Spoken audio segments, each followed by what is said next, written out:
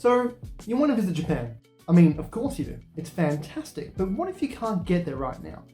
Today, I'm going to be showing you 5 different ways that you can get as close to Japan as possible without actually ever leaving your home.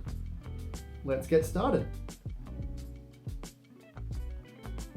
Number 1, drive and listen. When I'm not in Japan, it seems to be the little things I miss. Sure, I miss the food and the scenery and the trains and all that sort of stuff, but it's just the feeling of traveling through Japan, watching the buildings and the cars and the people go past that you just can't seem to recapture that often. Now, if you pair this feeling with listening to Japanese music on the radio, you have got number 1 on this list, drive and listen. I only found this recently, but so far it's been great. It's essentially a simulator of what it's like to be in a taxi traveling through Tokyo as the buildings and the traffic comes past.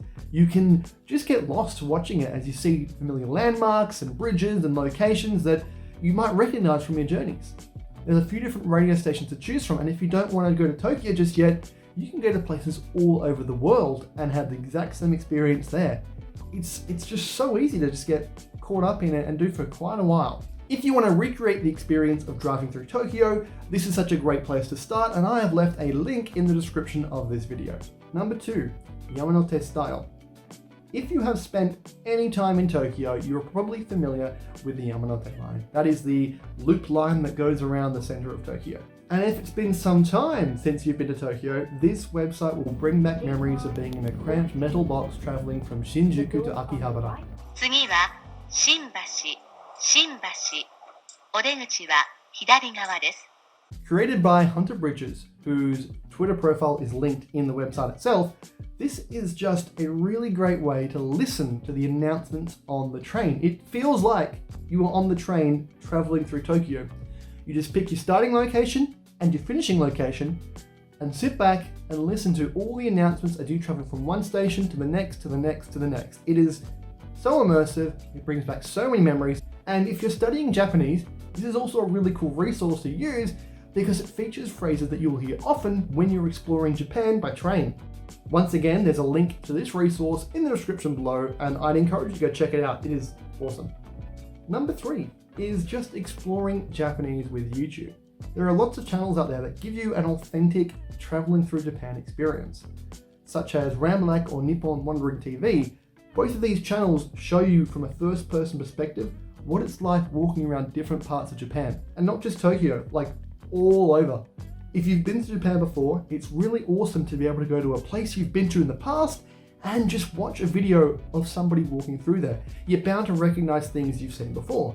And if you're planning a trip to Japan in the future, it's so great to find videos of maybe lesser known places that you hadn't thought of and get a general sense of what the vibe is like in those places.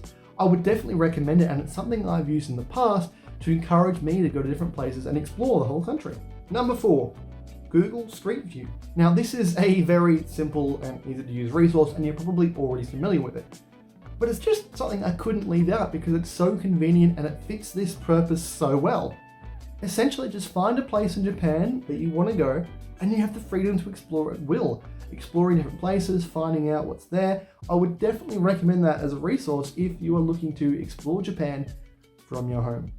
And number 5, I couldn't go past putting these on my list, the Yakuza games. As fun and as crazy as these games can be, they are actually really good travel simulators. Particularly in the later games, you get to explore cities outside of Tokyo, and you get to go to different parts of the city that you may have probably explored in real life. It is so crazy to be able to play this game for the first time and sort of know roughly my way around the city because I've been to that part of the city before. Now, of course, they are stylized and modified versions of those cities to fit within the game's world, but it's hard not to feel a wave of nostalgia crash over you once you boot this thing up and get through a bit of story and start playing. They are actually just really great games and a really great way to recapture the feeling of being in Japan when you're not in Japan. Well, that is it for today. Thank you so much for watching.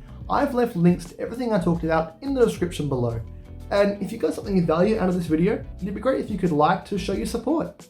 If there's anything else you thought of as well that I might have missed out on, let me know in the comments. And if you want more videos like this, talk about learning Japanese or experiences in Japan, subscribe to the channel because I'm posting videos every week. Thank you so much for watching, and I'll see you next time.